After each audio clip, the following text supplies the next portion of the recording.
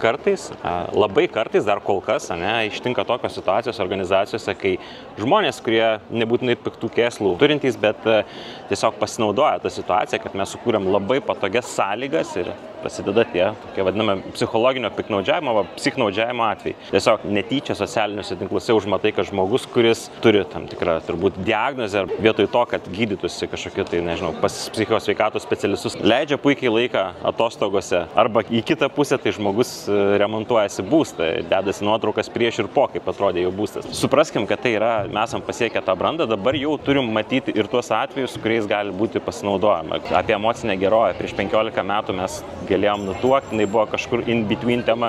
Šiandien dienai mes jau visi tai laikom beveik higieną, kad mes turim, jeigu mūsų organizacija pažangi, turim procesus netgi, turim benefitus, kuriuose tikrai yra tarp somatinių ligų netgi tas sveikatos draudimas. Yra būdų, įvairių instrumentų, kurie padeda tiesiog tvarkyti su tais atvejais ir, visų pirma, tai turbūt yra prevencija, jeigu taip labai trumpai. Kitas dalykas tai yra ryšys tarp vadovo ir darbuotojo, kad kiekvienas žmogus jaustųsi įsipareigojęs ne tik organizacijai, bet ir tam konkrečiam asmeniui, nes tarpasmeninis ryšys visą laiką mus įpareigoja daryti truputėlį daugiau gero negu blogo. Jeigu mes nuvykstam į degalinę, tai mes ant degalinės tos vietos, kur išsiėmam pistoletą, yra toks mėlynas lipdukas parašyta, kad visais vagystės atvejais mes informuojame policiją. Tai šiuo atveju mes tarptų 37 punktų organizacijoje, kur mes turim onboardingo metu procesus, kur mes pasakom, štai, jums ir tokie benefitai, mes čia jūs saugosim ir mylėsim. Jeigu atsiras vienas punktas, kuris pasakys visais atvejais, kai bus bandoma piknaudžiauti, mes sureaguosime atitinkamai, tai bet kuriam žmogui, kuris prisijungia visų pirma prie organizacijos, išsiųsime žinutę, kad organizacija nutuokė, kad taip gali būti, o galbūt net istoriškai turėjo kažkokį tokį atvejį, su kuriuo susitvarkė ir dabar tai yra integralus procesas.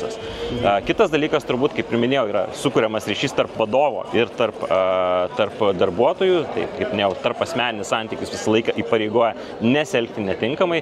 Ir trečias dalykas, tai tas reboardingas, pavadinkim taip, kad kai žmogus iš organizacijos pasitraukia ilgesniam negu 3 savaičių laikui, turbūt kiekvienas suprantam, kad kai grįžtam po 3 savaičių, tai jeigu nebeatsimenam pasvordą, slaptažodžio, kaip prisijungti prie kompo, labai pavyko atostogos, liuks, bet tokiu atveju padarykim tą reboardingą. Pasitraukim, kaip jiems sekasi, galbūt tas jo iškritimas, jeigu įtariam, kad įvyko tas psichnaudžiavimas, gal organizacija prie to prisidėjo, parodykime empatiją, nes žmogui meluoti vieną kartą gal ir neblogai, sumeluoti 2-3 jau nemalonu, jau sunku. Tai tiesiog imkimės tokios, išnaikinkim tas sąlygas veistis bakterijom ir viskas bus tvarkoje.